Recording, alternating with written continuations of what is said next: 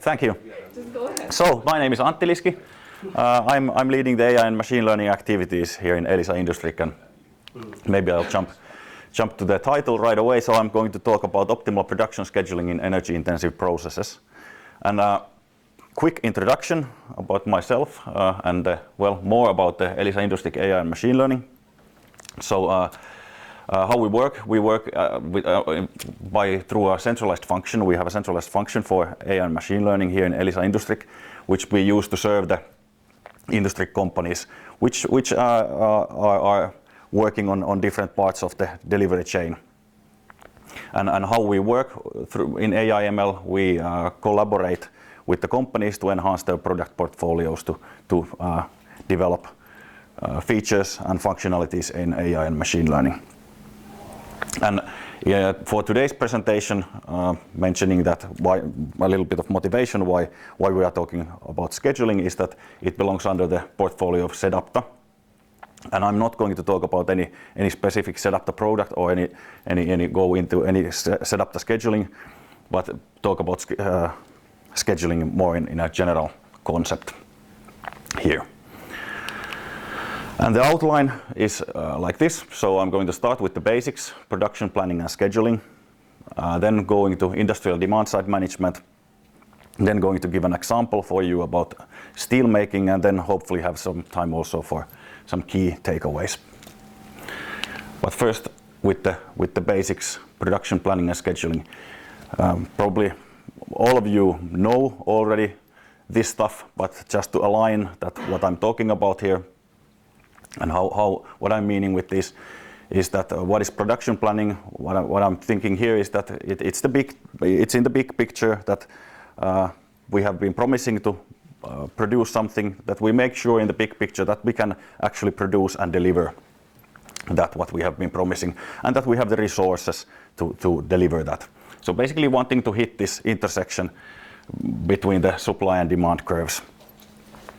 And then a couple of terms there that will be popping up later is production sequencing, meaning the ordering of the production of purchase orders, and then allocation of resources, meaning the allocation of the staff, activities, the materials, and the manufacturing capacity. And then by production scheduling, I'm meaning the actual scheduling of these production orders, that at which time, which machinery, which workforce, which shifts we are using to do the production. And here we want to, of course, ensure that we run the production as efficiently as possible, and then also that we reduce downtime, we minimize inventory levels, and have effective use of our resources. Then quickly a demo, just that we are all talking the same language. So about scheduling, that how scheduling happens. So we have on the upper left-hand side, we have a list of production orders, and we have the quantities and due dates for those. And on the right-hand side, we have some restrictions about the workforce, which we need to take into account how much personnel we have at each time available, in which kind of shifts they are working, our inventory levels, changeover times, machine capacities, and things like that, which we need to take into account. So in practice, then we start scheduling here, and we put, for example, this peanut butter here first on equipment number 2, and we notice that okay, we can deliver as we have promised, because the due date was the last of October. And then we put tomato sauce after that. But then we noticed that okay, we cannot deliver with this kind of schedule. We cannot deliver the tomato sauce, so that doesn't really work. And then there's also the problem that we are this red block there is the changeover time. So we are bloating the changeover time because we are changing from peanut butter to tomato sauce, and we need to be cleaning the line also in more comprehensive way. So that's not great. So we need to do something else. So if we put the peanut butters after each other, we have a shorter changeover time, and that looks nice. And then we continue to fill the schedule in the same way, and notice that we can fulfill what we have been promising. And also highlighting here that when we put the tomato sauce, we continue with the same kind of product, and we are using less time in the changeover and cleaning the lines and more time in our production. So that's optimal because we want to be producing and not cleaning the lines.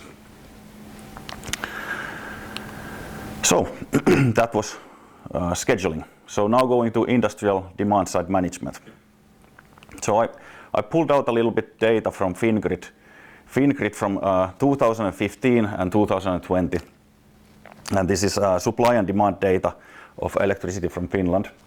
And you can see that there's not much difference between the two series between these years, even though they are 5 years apart and they are from the same time interval. And what we can notice is that, well, the demand and supply are very similar. The supply is following very much the demand, and both series behave pretty predictably also, so that we can tell that quite safely that where are the weekends, where are the weekdays, where are the nights, and even like where are the kind of office hours there.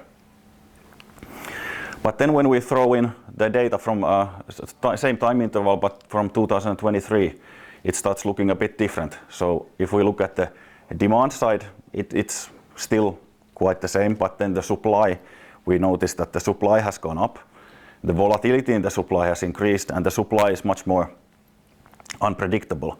So it's really hard to tell it some parts of the series that where, based on the supply, that where are the weekends or nights or even the business hours. So there's much more volatility in the supply, and of course this is because that we have Olkiluoto 3, so the supply has been going up in the level, but then a big contribution has been coming from the renewable energy sources, of course, which has increased the volatility here. And if we are looking at the statement from the International Energy Agency, which says that the world is set to add as much renewable power in the next 5 years as it did in the past 20, so this is definitely not going to go smaller, this volatility, so it's just going to go up. And when we look at this demand curve, it's still quite traditionally looking. So then the question arises that can we do something on this demand side to really exploit this volatility in the supply, and what can we do? And one solution is this industrial demand side management, so that we shift energy demand to off-peak hours. So basically, especially in energy intensive processes, that we move them to times with lower pricing and more energy supply. And this is a method to lower operating costs, and of course then also balance the whole electricity network also at the same time. So in illustration, it means that we are shaving off these peaks, that we don't want to be doing production on this high priced peaks. And when can we do it, or where can we do it? It's basically when we have the flexibility in our process where we can move the production away from these high peaks. Either we move the whole production away, or then we can somehow, if it's a continuous process, then to adjust the power, that we don't run it with the high power during these high peaks. And where it's applied already, it's already on several industrial sectors, so it's not something that is like, I'm not saying that I'm reinventing the wheel here, so it's already being applied, and it's really interesting on these energy intensive domains like metal and pulp and paper and cement and chemicals and oil and gas and mining. And what does it mean in production cost then? This electricity. For example, in air separation processes, the electricity cost might be even 60% of the production cost, and in steel making it's around 20 to 40% of the production cost. So it's pretty substantial in certain areas. It's a pretty substantial portion of the production cost. And from research, we know that through this industrial demand side management, we can reduce the cost of these electricity intensive processes substantially. And for example, in stainless steel, it's 2 to 5%.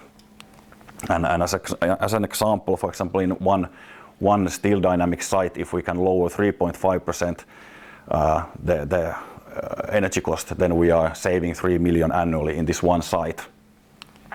And you know, like global scale, if I'm looking at these top 50 steel manufacturers and doing some crude calculations and calculating that we can save 2.5% in the energy cost then we are in this range like tens to millions to like almost $500 million annually in these top 50 steel manufacturers. So it's a substantial amount of dollars or euros that we can save only by saving 2.5% in the electricity. Okay, then to the steel making example that how to do it in one case. So we have a steel making process. We have this electric arc furnace process, which the first stage is this electric arc furnace where we melt scrap, and we have two equipment for that. So we have EAF1, so electric arc furnace 1, and EAF2. And then the second step is this argon oxygen decarbonization, which adjusts the chemistry, and again two equipment, and we can use them interchangeably, so we can move from EAF1 to AOD2. And then stage 3, we have the ladle furnace, which adjusts the temperature, and again two equipment. And then we have the continuous part of the process, which is the continuous casting, which creates the steel slabs. And these first three parts are these batch processes, but the last one is a continuous process. So we need to be feeding the last one continuously when running a certain like product family, for example. So in certain sites they are running for weeks, this last process step, because it's expensive to start and stop it all the time. And if we look at the power consumption of these different production stages, we notice that the first one is definitely the most energy expensive one, and then the second most energy expensive one is the continuous casting part. So that's why the first one is on red and the last one is on yellow. And then between these stages we also have some transfer times that we need to take into account in the scheduling that we do. So how does this schedule then look like? Here's like we have some real data which we have been using to create this schedule, and taking into account like the normal things like the shifts, workforce, machine capacities and things like that. And we have been creating this make span driven scheduling without the electricity constraint here. And on the left you can see the different, or the swim lanes basically are the equipment that are available. And we have these restrictions or like additional restrictions coming from this exactly that the continuous casting is a continuous process. So we need to cast these different groups continuously after each other. And we noticed that, for example, for this group 2, we are casting with CC1. We have this group right after each other, so in a continuous way. And then we need to be feeding, and which we are doing, fulfilling here. We are feeding this continuous casting from the previous process stages. And then we have some changeover times there between the two casting phases. And then if we change to a schedule where we have been taking into account the energy constraint, it looks a bit different visually already.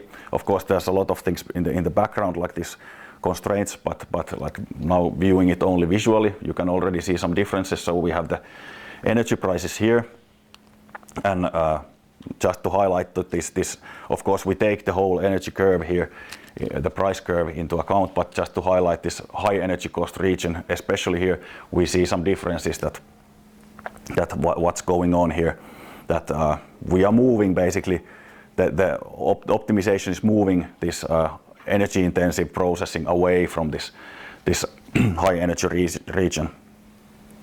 And there's less done, and then also less continuous casting done there. And what does it mean in cost? We can in fact reduce by 2.5%. Also in this example, we can reduce the production cost by 2.5%, and it's coming from the energy actually here. But now you probably might be thinking that okay, but there's a bit more to it. So it's not just like doing the schedule, but also how you purchase your energy and all of that. And you're right if you're thinking of it like that. So if we put it in a slightly bigger picture, that also taking into account this purchase and sales strategy there. So if we view, this is an example that how could this traditional production driven strategy look like, so without taking the energy constraint now into. So sorry, can I ask on the previous one still? So You extended the process by 2 hours now. So what would normally have happened after 11 o'clock? That's just the technical thing. The first schedule, it was just cut there. It didn't schedule anything after that. Right, but you still have the same steps on the left and on the right. Yeah. But you're eating into your... But the first schedule, it had the same possibility also. It could have extended it, but it saw no reason to extend it because there was... Is it costing you something, is my question. Because you're eating out the next slot. Yeah, good point, yeah. Might be, we calculated the cost, but I cannot say like in detail that how much this is causing extra cost there. But we calculated the total production cost also in the same way as we did in the make span driven case and comparing to the energy constraint one. So we calculated it, but I cannot say how much this added the production cost. Probably something because we had to put also, we had to have people there. But working. In the simulation software, you can see actually the cost caused by adding an extra shift or something like that, right? Yeah. Of course, you can see where the cost is coming from. The tools that the customers use, they will be able to see the alternative cost of the decision. They will see what other cost will be. So the energy cost will decrease, but then let's say they have to have like a longer shift or a night shift added. Or slower production. Yeah. Okay. Yeah, or a higher wages for people working on the weekend or at night. So it will take into all of those into consideration and will spit it out for you. You will be able to see the consequences, the financial consequences of the different scenarios. Yeah, and of course you're not interested in how much you save in energy, but how much you save in total. So even if you save a lot in energy, but if you're consuming the same amount of resources or money to shift the production, then of course it's not making sense. Thanks. Okay, then going into this, putting this into this basically this purchase and sales strategy, that how can this work in this bigger picture, that how does this scheduling fall in this strategy. So now not taking into account the electricity prices yet. So this is the kind of traditional way. So we do our production planning and then we do our production scheduling, which is the timing of the tasks. And then we know for a fact that okay, this is our schedule, this is what we want to be running, and based on that we plan our committed load for the next day, that this is our electricity consumption for the next day. And then we go to our purchase contracts, and if we have on-site generation, then our on-site generation, and we plan our energy portfolio based on this schedule that we have. And then we go into our production, which generates the demand, and then we run our production, and if we would need some extra energy, then we need to go to our purchase contracts and probably buy with a higher price, or then if we have some excess energy, then we need to sell it back to the grid. And with a lower price and lose in that sense. And this traditional way of doing it is it's safe in the sense that this is probably minimal because you have been planning very far the production schedule and what are you going to do. You're going production first basically. It's safe in that sense that these are probably pretty minimal, that what you're going to need to buy more or sell back to the grid, but then the downside is that you don't have this flexibility to move around with the scheduling, so you cannot really shave off those peaks away from there. So it's financially safe, you're committing early, so you're having low risk of excess cost, but then you have also low flexibility, which gives you lower energy savings potential. But if you go a bit more like electricity driven, then this is one way to do it, that you have your production plan first, and then you don't go to your final scheduling yet, but you, for example, run your scheduling several times with different scenarios, taking into account, for example, the weather for the next day and with different electricity price curves, and you use an estimate for the electricity load for the next day. And then based on this estimate, you go to your purchase contracts and on-site generation and create your energy portfolio. And then when you get the day ahead electricity prices, then after that you do your production scheduling and you try to shave off these peaks in your production, and then go into production, which generates the demand, and then again, if you're falling short of energy, you buy some more, or if you're having excess, then selling it back to the grid. But of course here you're having a higher risk of this one, because you're relying on an estimate initially, and you haven't like really scheduled and planned fully your production. You're relying on an estimate and how good your estimate is initially. But you're also leaving flexibility in the process to let you shave off these peaks from these expensive hours. So it offers higher energy savings potential, but it's also generating this risk. So you need to be balancing these two things, because you need to get the flexibility from somewhere in your process. And it's also a good example from like utilizing some new solution, AI or whatever, that when you do development on one part of your process, usually you need to also think that how it affects other parts of your process, or at least that you can drive the full value out of your development. You need to consider the process in a larger context. So, some key takeaways to conclude.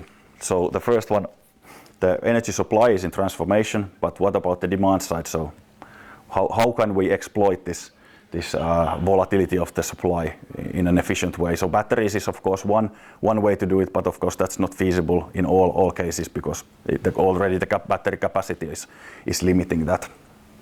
And now when we want to be exploiting this demand side, or this energy supply volatility, we need to introduce somehow the flexibility in our processes, that we have some room to work and optimize around. And then as a last point, which I like to leave you with, is that driving value through AI, basically that point solutions versus interacting components in a solid software framework, that maybe the kind of, when this AI hype started, many companies wanted to go with these like independent island AI projects, which were this, that now we are doing AI and trying to draw the value from these single projects.